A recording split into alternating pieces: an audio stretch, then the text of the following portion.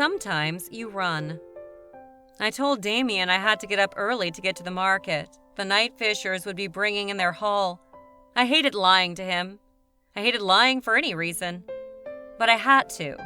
I'd had all I could take, and I had to go. Things had been so good in New York.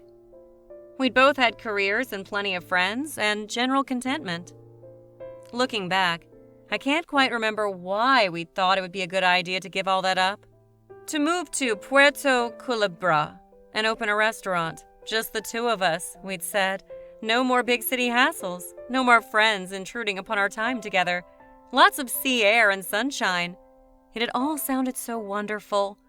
But as with many things in life, actuality is often starkly different than speculation.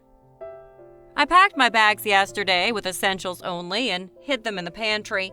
I'd also written him a note explaining everything. I felt bad about that. Truly, I did.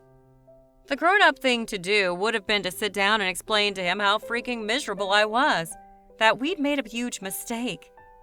The problem with that, though, was that he loved me. He loved me, and he would have begged me to stay. He was a crier, too, so he probably would have started crying, which would have only made things worse for both of us, because my mind was made up. I knew my leaving would devastate him, but that's what had to be. I couldn't stay just to prevent him from feeling pain, because the price would have been the sacrifice of any happiness I could ever hope to have.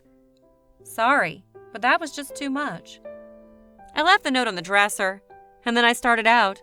He roused a little, though, and gave me a smile. Leaving already?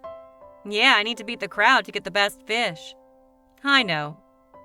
He held out a hand to me, and I took it, and I let him guide me to sit next to him where he lay. He reached his arms around me and pulled me close.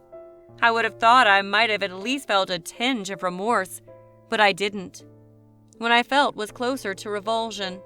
No doubt I was making the right decision. He called to me as I reached the threshold of our bedroom. I turned. Jill, I love you. I didn't feel it, but still I said, I love you too, Damien. Again, I should have felt guilty as I rode in the taxi to the airport, but I didn't.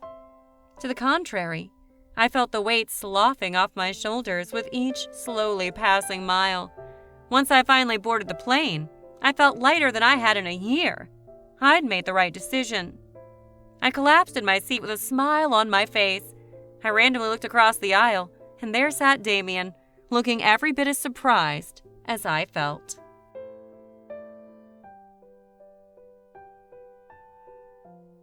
Don't forget to subscribe and click that bell button to stay tuned.